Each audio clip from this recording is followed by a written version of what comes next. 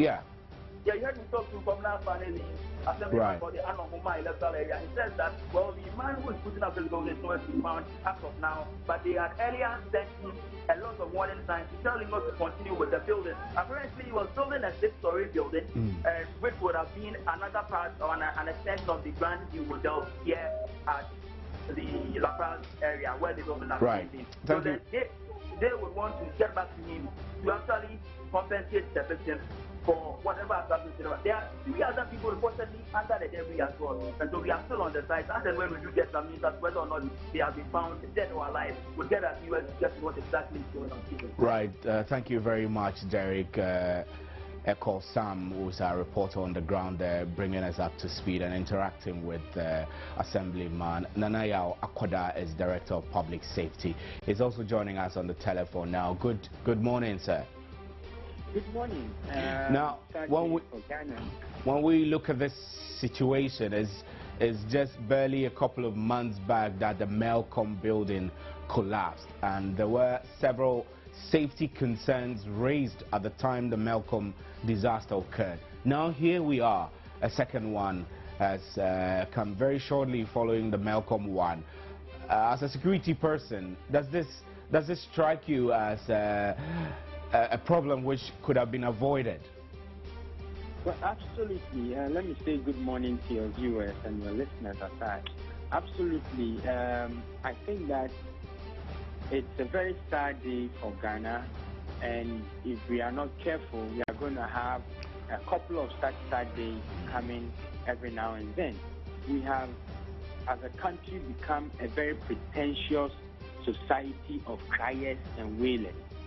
We know that there are state institutions responsible for, maintaining and ensuring that buildings that are rising up, they meet the certified requirements. They are put up by certified people. They are inspected by certified surveyors. There are standards and systems that each person, each developer must follow in putting up such buildings. But as a people, we all live here and we see buildings rising. Nobody cares to check. If normally you are even supposed to mount up your signpost there, the contractor who is doing the job, and nobody cares about these things. So every now and then we get people building for public consumption and hiring artisans without any certification, without any standard training, to come and work on site buildings that are supposed to be occupied by the public. That is why we are going to have more of such incidents on our hands. I am amazed by the sheer flock. Hello? Yes, sir, I'm listening, sir. I am simply just amazed by the sheer flock of dignitaries on this accident scene. I am seriously amazed. Yes. Because why? We are living in a country where we have state institutions. We don't need the topmost directors, the topmost administrators of institutions to flock onto such a thing. What we need is for them to empower the people who are working under them to carry out the jobs.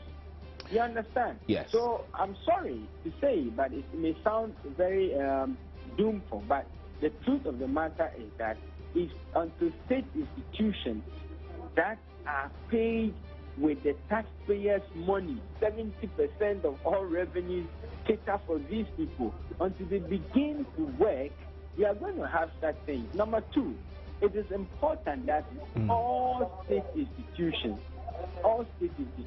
begin to embark on intensive public education on what is and what is not to be, and join the public to join in making reports and complaints to such institutions so that they can also work. Right. After all, public safety is a shared responsibility. I understand. But even then, when people go ahead and make such reports to such state institutions, they go through a whole lot of frustration. And I'll give you a typical case in point.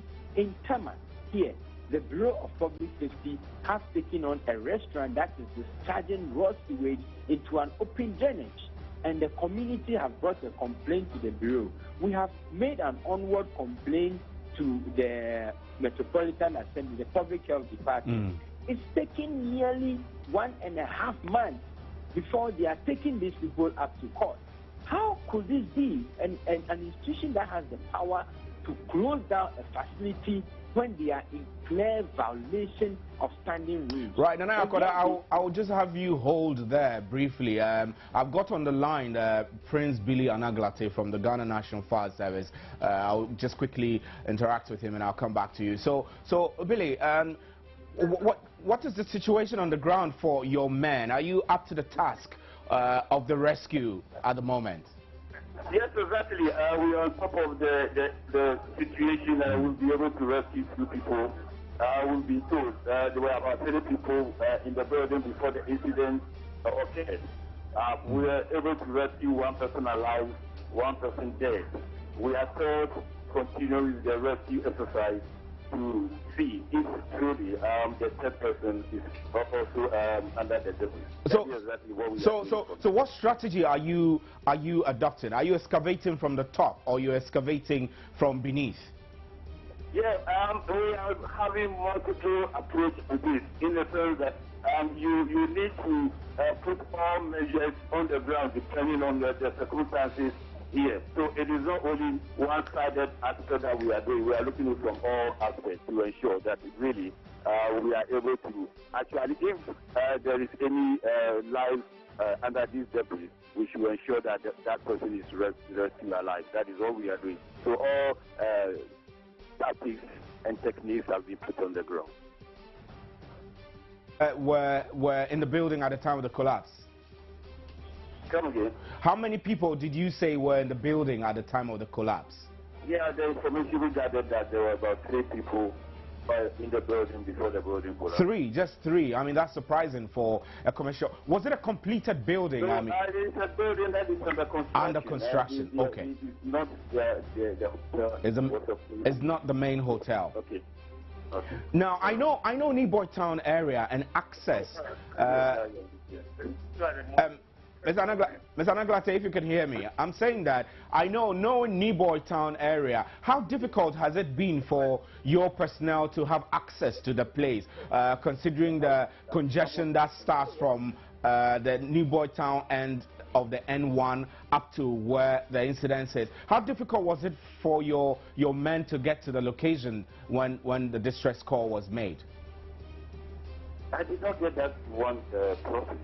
I'm asking you that I know the situation from the N1 end onto the Neboy Town Junction all the way to where the Grandview Hotel is usually congested. I need to find out, I'm finding out from you how your men managed to get to the site when the distress call was made. Oh yes, actually because we were using siren, it is an emergency. We realized that people who have been also the driver who also head of the situation, the police were also on the ground there, and then they were able to ensure that drivers are really paved for us to get to the station. Right. Well, if we compare to the Malcolm situation, there was a point in time that the general citizens all trooped to the ground to try and assist. Although they had good intentions, this was obstructing the rescue process itself. Have you faced a similar problem today at the location you are now? Yes, exactly. Similar thing actually was going to happen. That if it comes to rescue of people in situations of this nature, we try as much as possible to ensure that civilians who do not have the technical knowledge are taken away. That is exactly what we did. The police were on the ground. They were able to ensure that people do not get to the incident and they'll allow the rescue men and the search and rescue from fire to be at the That's exactly what we did. Let's confirm the numbers. Earlier reports we had were that 5 people trapped under the rubble have been rescued. Now you were telling us that the report you have is that 3 people were originally in the building. You've rescued 1 dead and 1 alive. So you're technically looking for 1 more person. Where from the 5? Well, actually, I am telling you what is on the ground. People were only speculating, but I'm telling you exactly what we've gotten to. That 3 people were there. Okay. That was the information really we've gotten from the person that was rescued alive. So that was exactly what happened. Okay, so it means that in principle you're now looking for just 1 person. Yes, exactly. And how are you going about it? I mean, are you using specific image locations to pinpoint the person's location, or you're just digging helter-skelter around? We are checking to ensure all over the area to see if anybody, we are not targeting only the one person that we were told. Okay. We are only checking if there could be any life under the surface. So I'm just trying to find out what tools you're using to aid this search. I mean, for the layman, if you say you're searching, I mean, are you just searching blindly, or you're using GPS to try and locate the specific position of these people possibly trapped? Come again. I'm asking you what tools you're using in this search. Are you using GPS to try and pinpoint locations, or...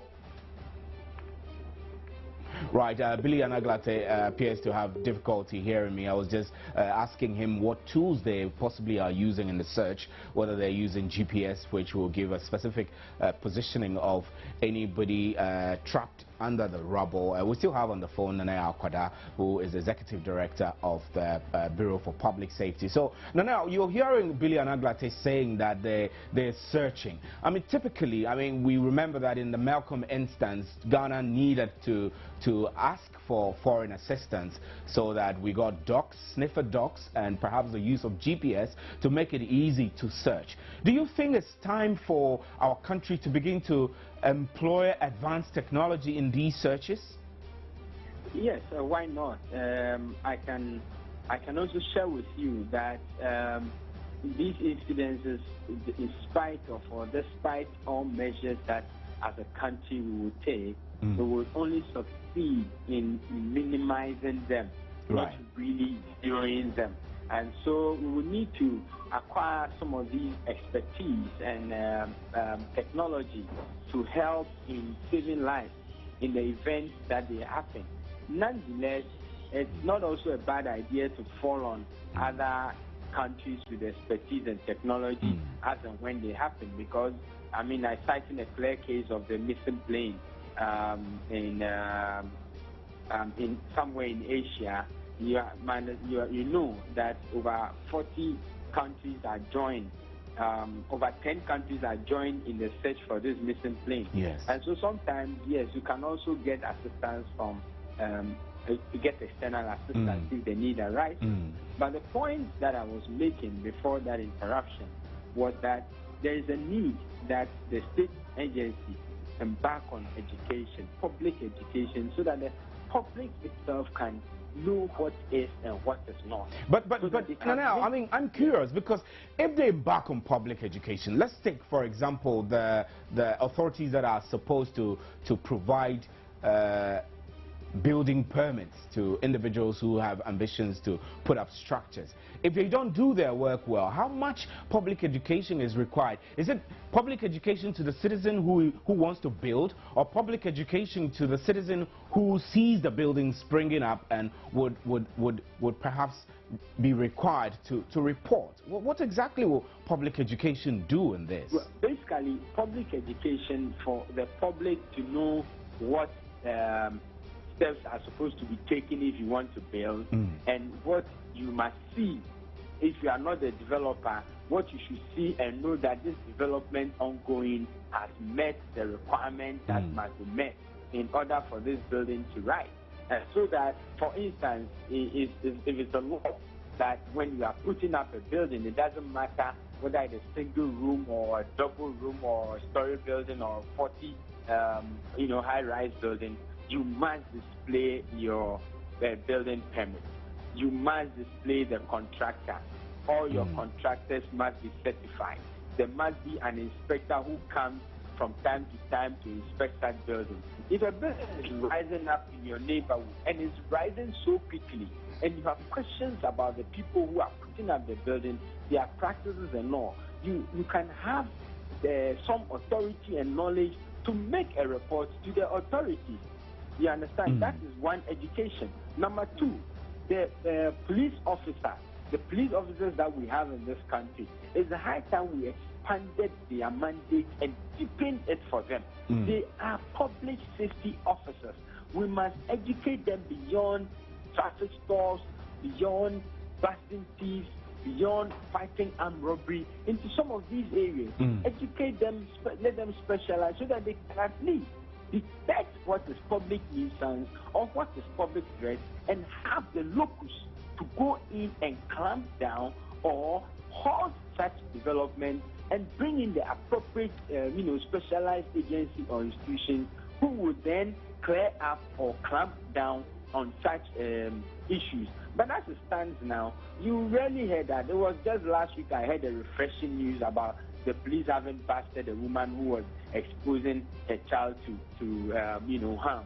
Hitherto, we were not hearing these things. So it's high time that the police actually deepen and empower their workforce to look out for some of these things. If I know that when I am building, and it's not only a building inspector who can come and ask me, what are your documentation?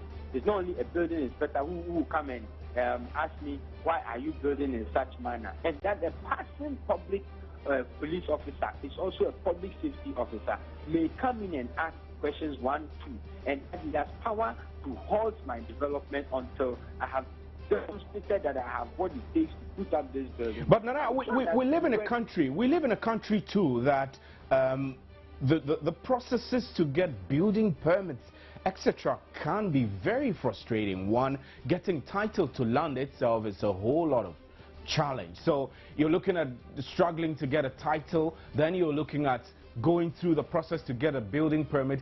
Sometimes it takes you up to 5 years and you don't have building permits. Must people be waiting through such frustration just to get something done? Well, it's interesting, my brother. But just before I answer that question, we live in a country where we go to the polls every 4 years, isn't it? Right. And now, quickly, we have a development. Mark Woyongo, who is Minister of State, is at the side now. So we will just switch to him and take him. We'll come back to you, sir. Okay.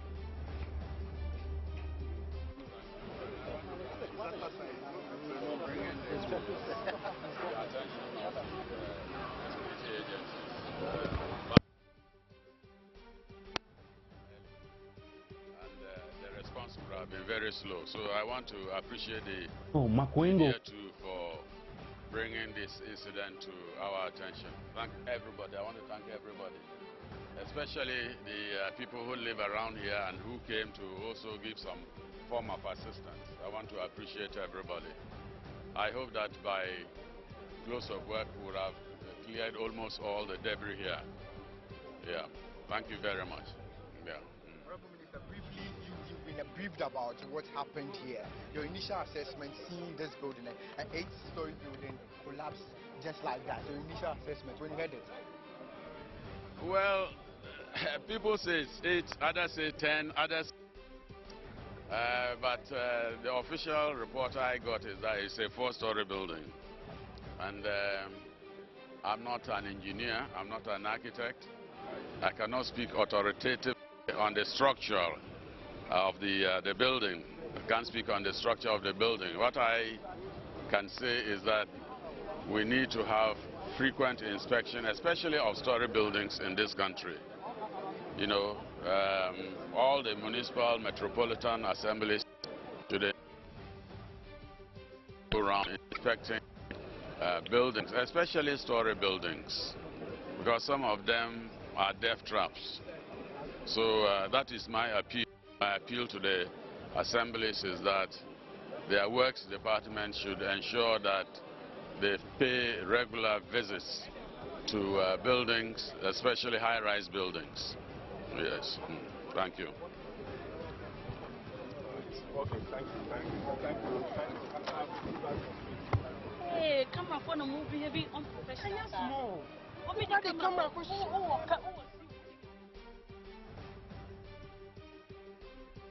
Well, Defense Minister Mark Woyongo there at the site, and you heard him tasking the various metropolitan municipal assemblies to be up to their game of building inspection. So you're still watching Joynews Live, where we're bringing you updates and feed from location in Niboy town, Niboy Mang, where 4-story building, the minister says is 4-story, but we have reports that it's 6-story, and some are saying 10-story, but a story building in Newboy Town has collapsed, and the fire service, which is on location, is telling us that the reports they had was that there were 3 people in the building. They've rescued one is dead, one is alive. They're still searching for one, but it does appear that the images we're seeing on our sets look like some demolition exercise more than searching the rubble for victims, people likely to be trapped under there. But yes, the fire service is telling us that they're searching for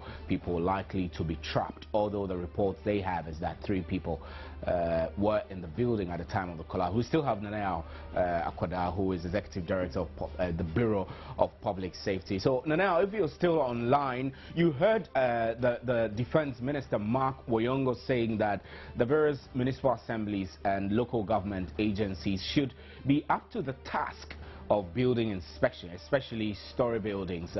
Your initial assessment about this?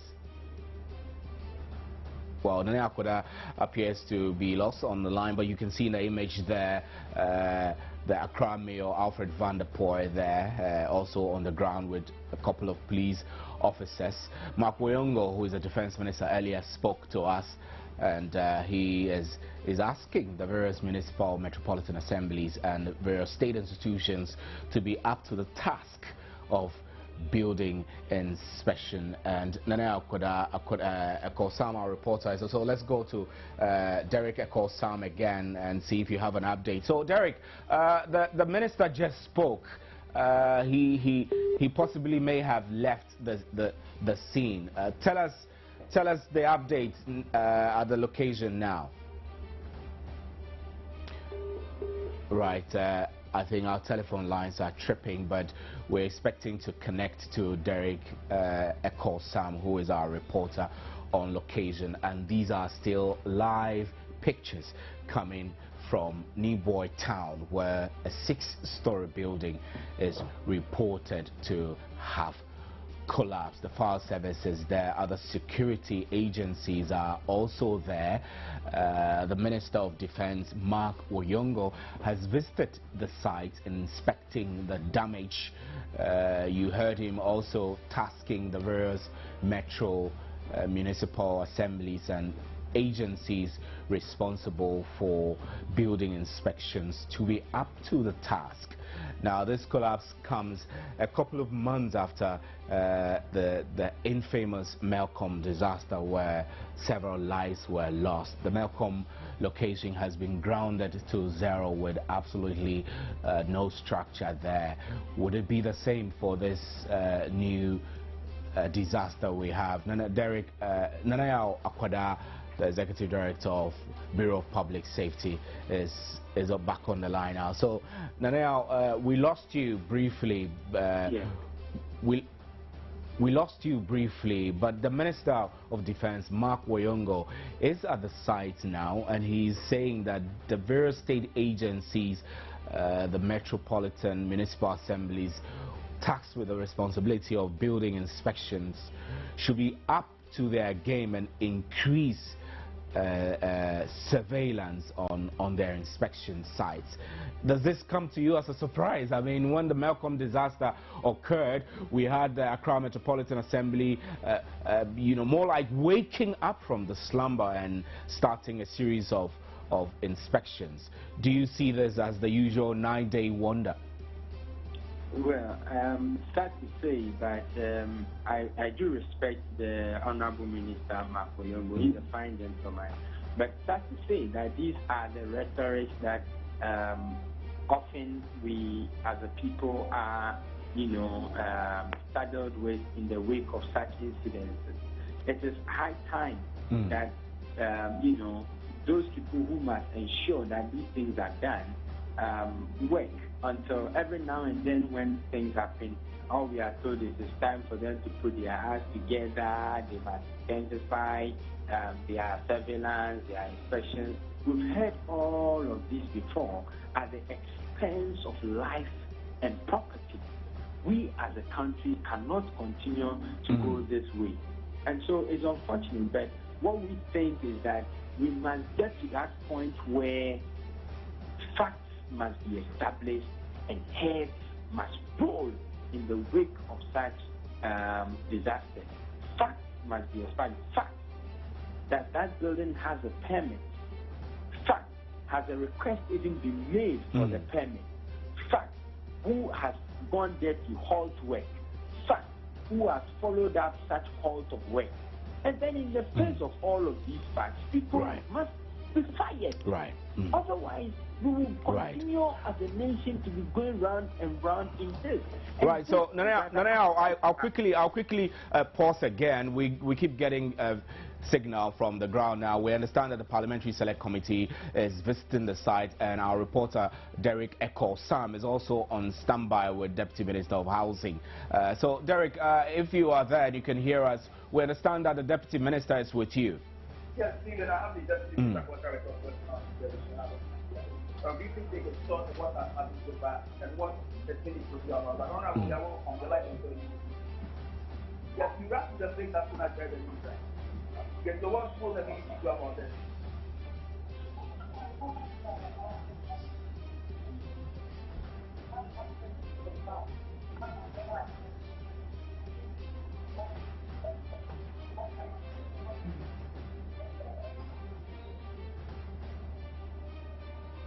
Well, it does appear that our telephone lines are pretty bad, but we're having challenges. Derek Acquah Sam is on telephone with the Deputy Minister of Housing. How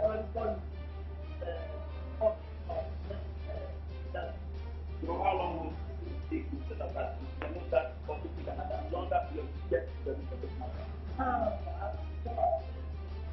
To have a technical committee in place to actually go into the causes of this disaster. So how long will you take to set up that committee, and won't that also take another longer period to get to the root of this matter? No. I'm sure the committee will be formed as soon as possible so that the reasons that created this disaster can be realized or can be ascertained. Issues like these always come up. You remember the Melcom incidents. Now, do we always have to wait for issues like these to come up before we rush to the scene, set up committees to get things done? Because from my interrogation with the assemblyman, the builder had no permit to put up this particular building. Yeah, so that creates awareness to all of us. I mean, when the Melcom one happened, there were a lot of education to the public that before you build, you have to go for the necessary documents, the necessary permits before you embark on it, because a building of this nature, I guess, if you have the plan, it will indicate whether or not we should have a resident engineer here to supervise the activities. But I'm sure that was not the case. And that's why we always call on the general public to help, because I mean, we don't have a lot of personnel around to monitor every new building which is being constructed. And so, but as I said earlier, we don't want to be judgmental now. We want to wait and then come out with a technical committee so that whatever recommendation they come out with, then we'll work with it. But it's unfortunate that we find ourselves in this situation again. The owner of the building is going to be found. Will there be any sanctions for him? Certainly he will be found. Whatever it is, I'm sure with the support of the security agencies, he will be found. And depending on the outcome of the committee's report, if he is capable, certainly the law of the land will have its course. We also understand that 2 people have been rescued. One of them was pronounced dead when they took him out of the building. Will there be any form of compensation from government to the families of the victims? I cannot say for now, but I'm sure, I mean, the bereaved family, certainly the government will meet with them and then see whether or not there's a need for us to do something about it. But let me say that it's unfortunate, and our condolences goes to our brother who has lost his life, and then also to wish the one who is alive. I'm told he's been taken to hospital. Let's all pray for his life so that he doesn't also lose his life. But certainly, whether or not the government will do something about the surviving one, I mean, the dead body will depend on the recommendations given by the technical. And when will that committee be set? As I said, as soon as possible. When will that happen? It can be today or tomorrow. Well, the incident Because I'm unable to give you the exact date because we have to collaborate with AMA. In this case, it's actually AMA who has to, take initiative. But because it falls under our jurisdiction, we're certainly going to engage AMA right away to ensure that the AMA boss is around. Have you already spoken to you? Did you talk to him on your way here? Yeah, there's a collaboration. We are going to meet to, get a team together to start the investigation. Thank you. We understand this incident has really affected the residents. Because some of them, their houses are broken and they are using panic and what have you. What do you say? Are you going to compensate them? Now, it's too early to go into those details, but as I've said, it's unfortunate that it has happened. It is true, some of them have gone through psychological problems and other things, so we'll look at it holistically so that the appropriate measures will be taken. I promise. I promise it will be soon. My sweet sister, the honorable minister said, Media, you are blocking your bus. Let's go. Let's go. We are going. We are going.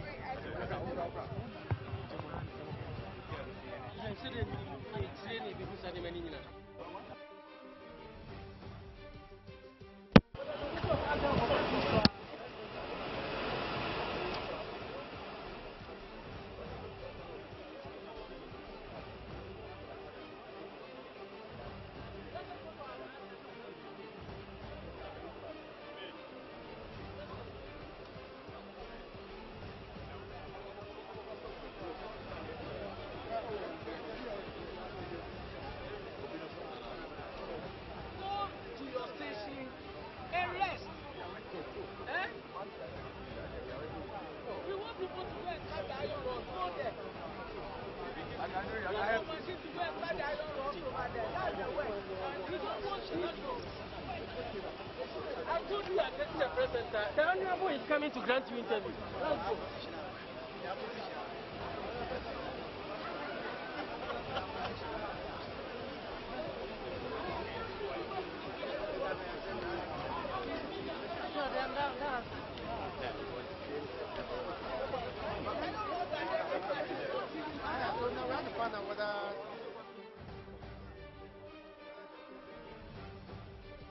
Well, you heard the Deputy Minister of Works and Housing, Samson Ahi, in the interaction with the media there, and we're bringing you live update from the Grand View Hotel, a location in Neboy Town, where an adjoining 6-story building collapsed this morning. We're told that one person has been confirmed dead, one person has been rescued, and the fire service which spoke to us say that the reports they have is that 3 people were in the building at the time of the collapse. This is Joynews, and we'll take a break. We'll be right back.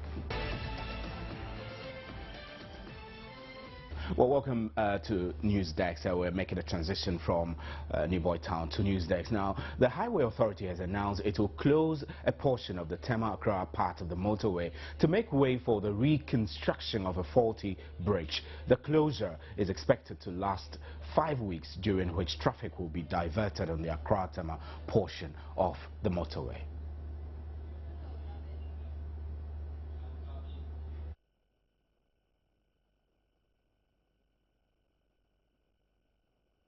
Intend to create a diversion in the median. I think you will see that we've started clearing the place. We'll create 2 diversions in the median, let's say about 400 meters apart, to divert all traffic from Tema onto the Accra-bound lane. Once they cross the bridge, we'll bring them back. But that is the reason why we have 2 diversions. And in the meantime, traffic restrictions will be maintained on the good portion of the bridge, which is the Tema-bound lane. So the Tema-bound lane, instead of having 2 lanes going to Tema, is going to be 1 lane from Accra and 1 lane from Tema. We know it's going to be a bottleneck, but this road takes 38,000 vehicles a day, 20 to Tema and then 18 to Accra. So we may have to make do with, that construction around the bridge at kilometer 12 plus 300 until we finish. And the $100 million investment in the Acquah Lagoon ecological restoration project is now gone down the drain. This is because 10 years after the money was pumped into the project, there is virtually nothing to show, with indications from authorities it will actually cost a lot more to achieve the initial objective. MFA Ewenam Atiamwa Eli reports work on the project has currently been suspended until residents of Old Fadama who are holding back the project are relocated. Poor waste disposal, mainly by people living along the once attractive Acquah Lagoon in Accra, is blamed for the destruction of the landmark. Governments over the years thought it wise to restore this lagoon to its former ecologically and financially valuable status, and therefore initiated the Acquah Lagoon Ecological Restoration Project. It's been over a decade now since the start of this project, and the current state of the lagoon is nothing to write home about. Even though government previously invested so much in restoring the ecology of that lagoon, to me what I say is that the money has just gone into the drain for the benefits that we're supposed to derive from the project have not been derived yet, because the expectation was that at the end of the day we could have some life, especially fishes should be, at least we should be able to do some fishing, at least just like we have elsewhere. We can have it all over the world, that we can have clean water within cities. We can do navigation on it, and we have Acquah Life. Those were the vision that the government at that time had, and then sank close to about $100 million at that time in restoring that lagoon. Unfortunately, the situation now, we've completely failed. It did not work.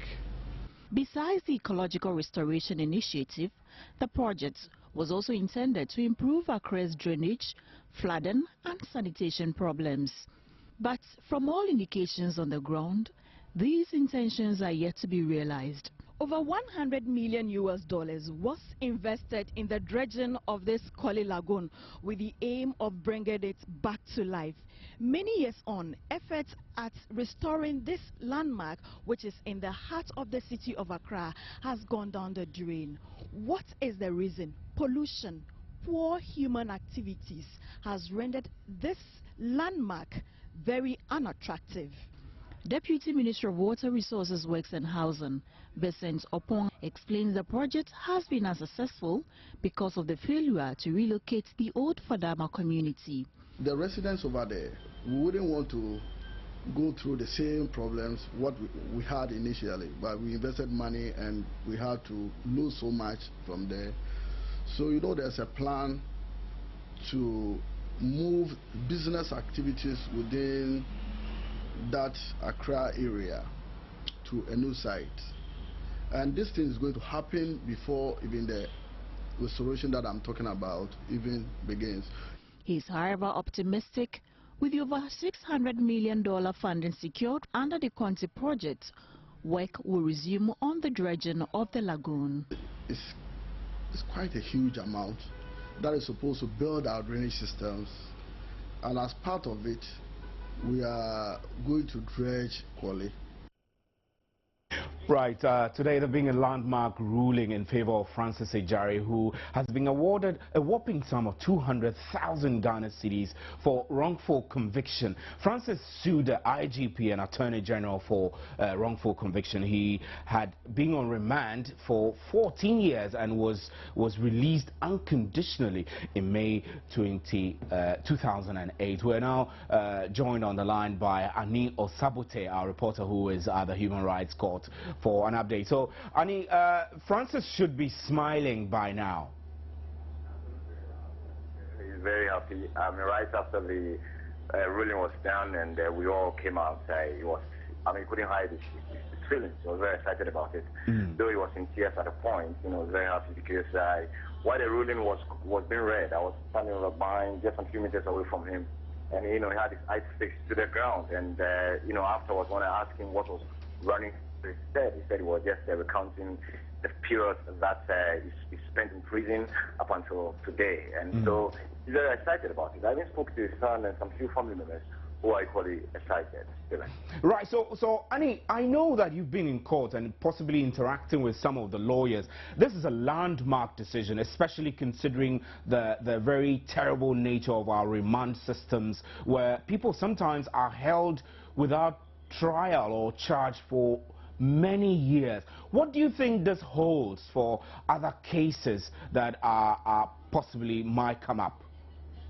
Well, you know, after the proceedings, I spoke to his lawyer, Francis Kojo, as well, FNX associate, and he told me that, for example, I mean, it's more or less like a chance in the past, that a lot more people are on remand who have not had their case, for example, come before, you know, a human rights court like this to see compensation. Therefore, what is going to happen is that it's going to strengthen the arms of a lot more people to do that. If you recall, quite recently, the United Nations rapporteur was in town, and the statement that he released talked about the despicable conditions in the Ghana prisons. Francis Ejari himself also told me about some of the, you know, despicable conditions that he has to be kept. According to me, for example, even while at San he was not even allowed his freedom, and that impacted negatively on his health. So essentially, what this landmark ruling meant is that a lot more of people of this kind who are bold enough come up to the human rights court and they know, for example, that they can't see compensation.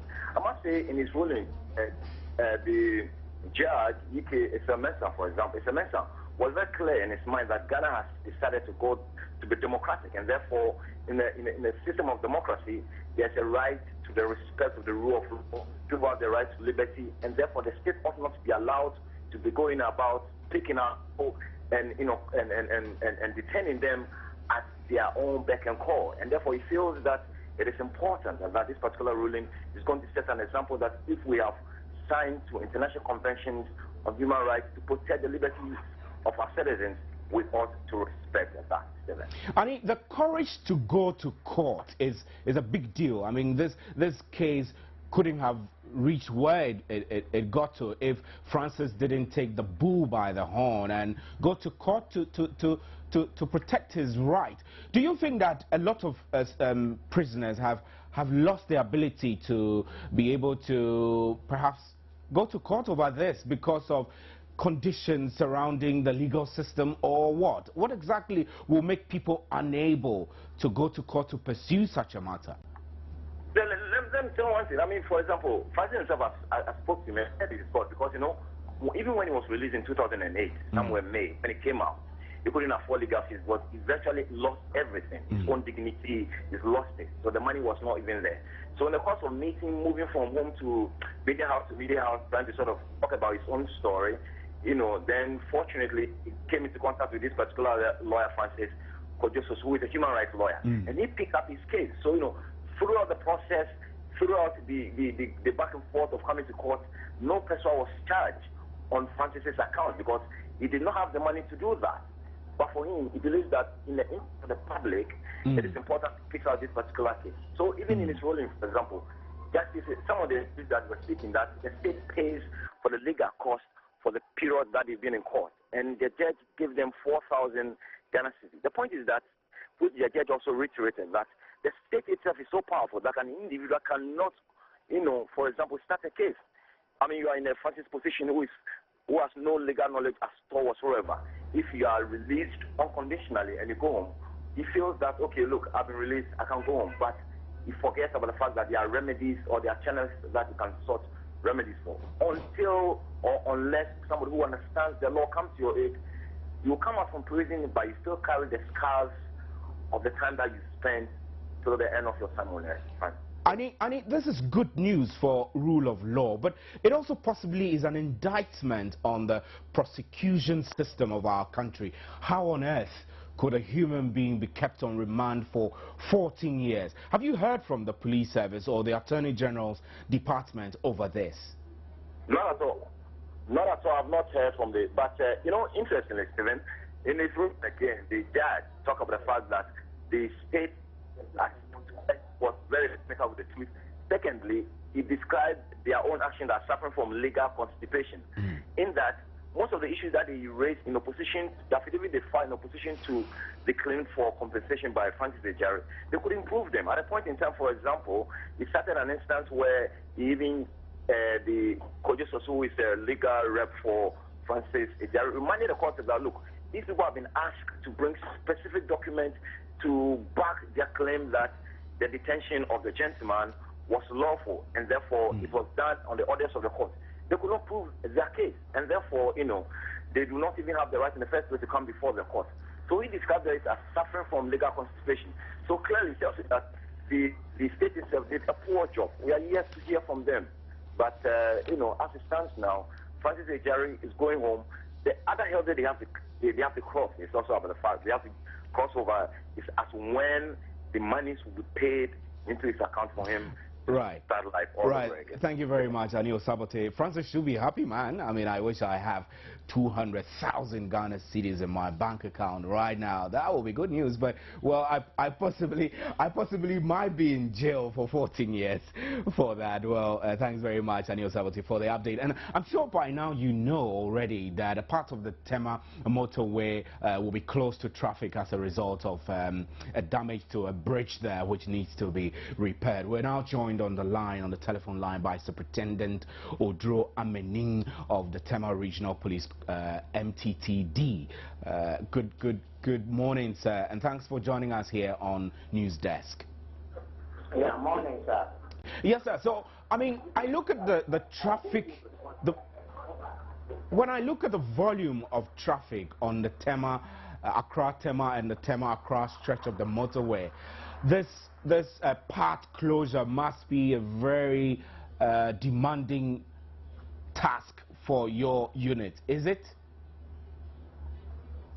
Hello, come again, sir. Right, I'm saying that considering the volume of traffic on the Accra Tema motorway, this part closure should be a big issue for your department. Oh, it's not a big issue. It's not a big issue. It's only some small issue. It is only the drivers who doesn't understand themselves, and then they don't understand the situation now. As it was too late, and when they hit on, they go straight away to Accra.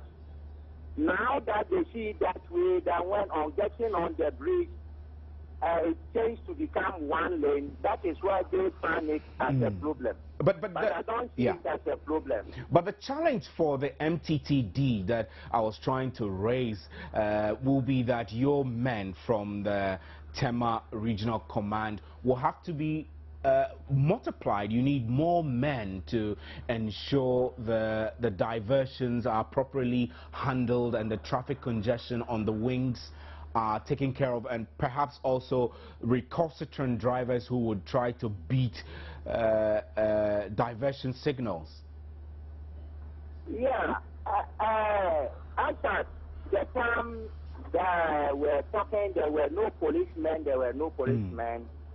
That was somewhere 5:30 to 6 o'clock, thereabout, that there were no men. But even as I'm talking to you now, I am with men at the scene, directing traffic. So it is a moving traffic. How you move it, and there is nobody driving on the shoulders of the road. Right. That's good. That's good news. It means your men are up to the task, and you're doing everything to minimize the inconvenience. Exactly. So we're concerned that as the traffic situation slows down on the motorway, there will be a rippling effect onto the beach road. How is the situation on the beach road like? Yeah, the beach road also, there is a lot of traffic because a lot of people have also seen the traffic on the motorway, so they are also diverting their course. Those who can use the beach road and then who can use the Princess Road, we find them to do so. That is why all those places you see traffic. Right, we have lost Superintendent Odro Amening of the Tema Regional Command. He was bringing us an update on the blockage situation on the motorway, as part of it is closed to traffic to enable the Ghana Highway Authority conduct repair works on the bridge on that stretch. We'll take a break and we'll be right back. My name is Stephen Anti. Stay with us.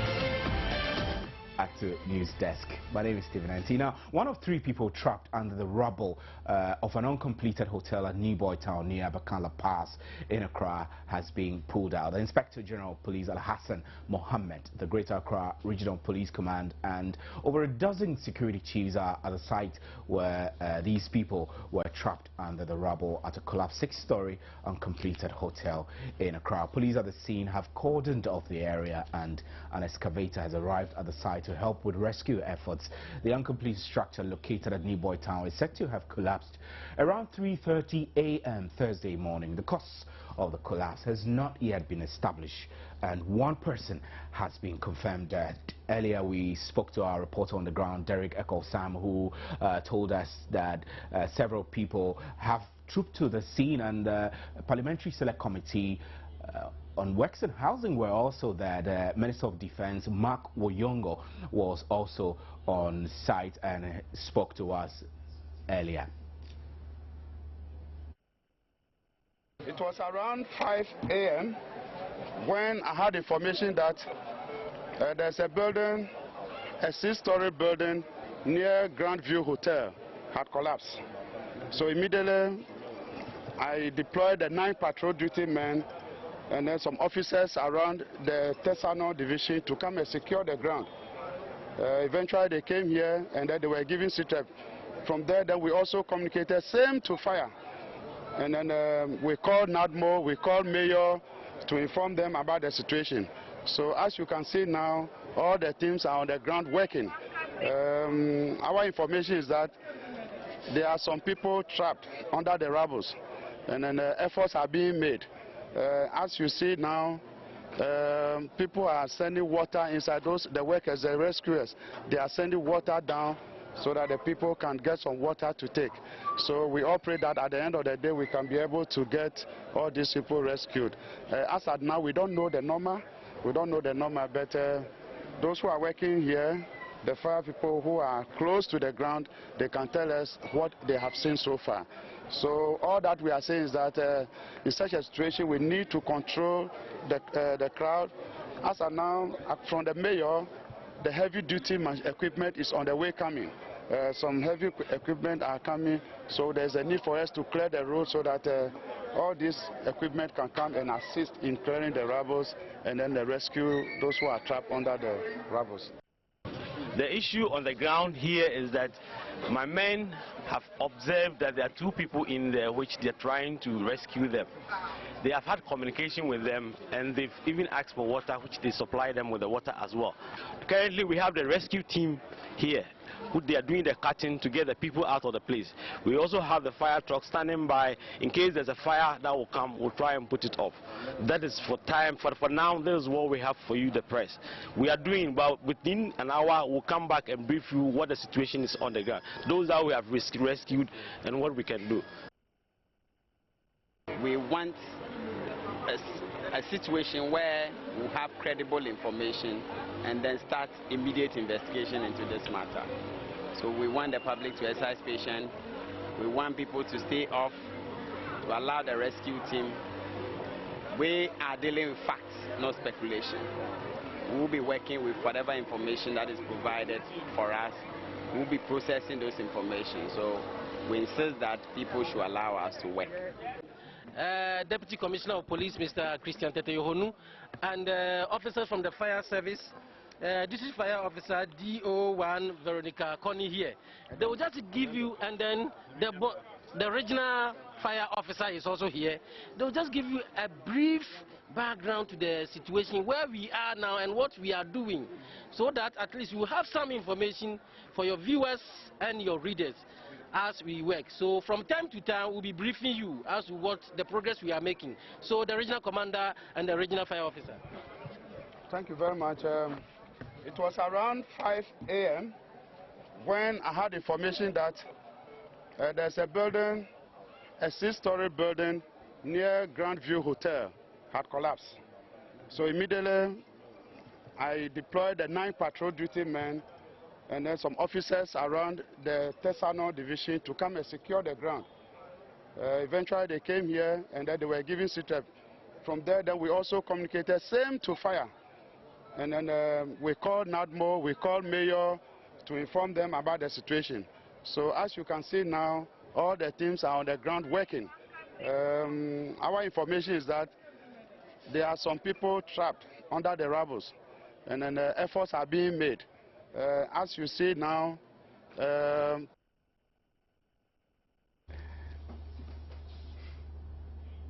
well, you heard the officers speaking to us there from the location at Newboy Town, where a 6-story uncompleted building collapsed earlier this morning around 3:30 a.m. So earlier, Mark Oyongo, Defense Minister, also visited the site and interacted with the media. He says that the state agencies responsible to ensure building inspections should be up to their game. We earlier spoke to Nanaya Acquah, who is the Executive Director of the Bureau of Public Safety, who said that the minister's comments just sadly is one of the rhetoric we hear in events like that. The collapse at the Newboy Town comes a couple of months ago following a similar collapse at Melcombe, where over 60 people lost their lives in the Melcombe shopping mall collapse in New Achimota across the New Plan. My name is Stephen Antia. This is News Desk. We'll be right back.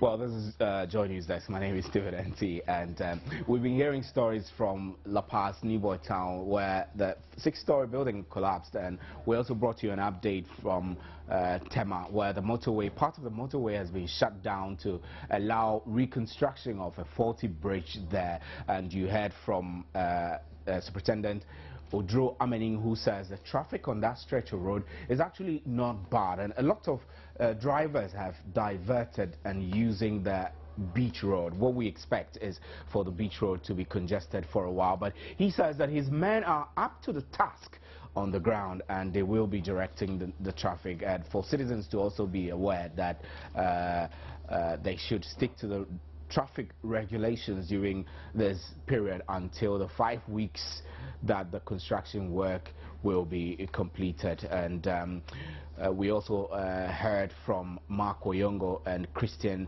Tete-Yohonu, who is the police operations commander from Accra region, telling us about the situation on the ground there at Newboy Town. We are told that 5 people were initially reported to be trapped, but our confirmed information from the fire service indicates that actually 3 people were in the building at the time that it was collapsed. One has been confirmed dead, one has been rescued and is currently in hospital. The other one, they're still searching the rubble for the other one. This is Joynews Desk.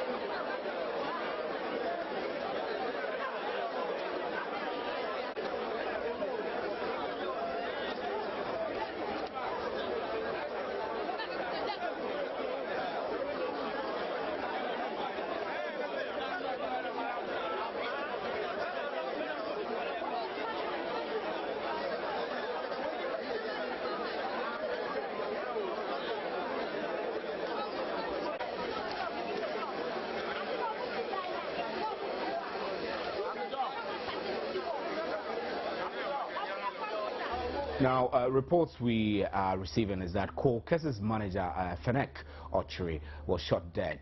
Has been shot dead. Fenek is the manager of the controversial hip life artist Kokesi, and sources say he was shot dead by some unknown assailants Thursday morning at his residence on the Sphinxes Road in Acquah.